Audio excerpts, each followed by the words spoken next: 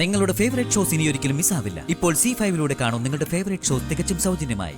അവള് പോയി, ഇനിയൊരു ഭാരമായിട്ട് ഈ കുഞ്ഞിനെ നീ ചുമക്കണ്ട. അവര് പറഞ്ഞ പോലെ വല്ല അനാഥാലയത്തിലേക്കോ മറ്റോ. അമ്മാവാ, അവർക്കിതൊക്കെ പറയാം. അവരൊന്നും ഹരിയുടെ ഉള്ളു കണ്ടിട്ടില്ല. അതുപോലെ അല്ലല്ലോ അമ്മാവൻ. ഈ കുഞ്ഞിന് എന്നോട് ഒരു ബന്ധവുമില്ലെന്ന് അമ്മാവൻ എന്നോട് പറയാൻ പറ്റുമോ? ജനിച്ചപ്പോ മുതല് എന്റെ ചൂട് തട്ടി വളർന്ന എന്റെ കുഞ്ഞാ ഇവള്. ഈ നാട്ടുകാര് മുഴുവൻ ഈ കുഞ്ഞിനെ കല്ലെറിഞ്ഞാലും അതിലൊരു കല്ല് പോലും ഈ കുഞ്ഞിന്റെ ദേഹത്ത് കൊള്ളാതെ എന്റെ നെഞ്ചിൽ അടക്കി പിടിച്ച് കിടത്തും ഞാൻ. എനിക്കിനി വേറൊരു ലോകമില്ല. എനിക്കെന്റെ മോള് മാത്രമേ ഉള്ളൂ. ഇവൾക്ക് വേണ്ടിയിട്ട് ഹരി ജീവിക്കും. ഇട മക്കളെ, ഈ നാട്ടിലോ ഇട തോപ്പിക്കൽ എന്നിന്റെ എല്ലാരും കൂടെ തന്തയില്ലാത്ത കുഞ്ഞിനെ ചുമക്കുന്നവെന്ന് വിളിക്കില്ലേ? നാളെ തിരിച്ചറിവിന്റെ പ്രായമാകുമ്പോ നിന്റെ അച്ഛൻ ആരാണെന്ന് ഈ കുഞ്ഞിനോട് നാട്ടുകാർ ചോദിക്കില്ലേ? അപമാനിക്കില്ലേ? എടാ മോനെ, നീ താങ്ങുവോടാത്.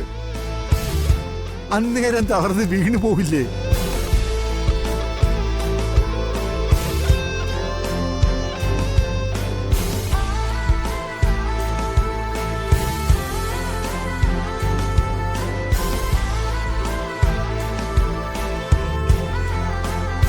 എടാ, ഈ മണ്ണിൽ നിന്നും നിന്നെ പറിച്ചു മാറ്റുന്നതിനെ കുറിച്ച് ഞാൻ ഒരിക്കലും ചിന്തിച്ചിട്ടില്ല.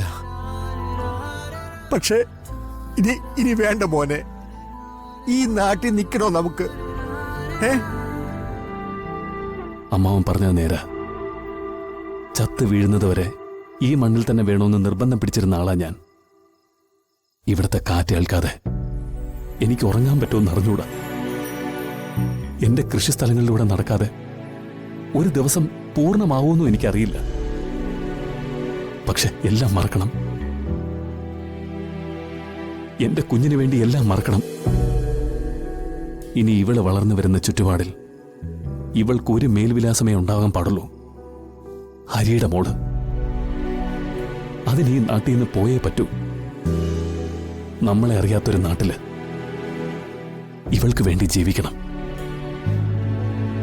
മോനെ, പോകാം, പോയേക്കാം നമുക്ക്. കളിയായിട്ട് എല്ലാരും പറയും, ഒരു പ്രളയമെന്ന് എല്ലാരും ഒലിച്ചു പോയാലും ഈ നാടിന്റെ ഏതെങ്കിലും ഒരു മൂലയിൽ ഹരി ബാക്കി ഉണ്ടാവുന്നു. ഒന്നും സംഭവിച്ചില്ല. ഒരു പ്രളയം വന്ന് ഹരിയെ തന്നെ ആദ്യം കൊണ്ടുപോയി. അങ്ങനെ അവര് നാളെ തിരുത്തിക്കോളും. അമ്മാവും വാ, ഈ രാത്രി തന്നെ നമുക്കിറങ്ങാം.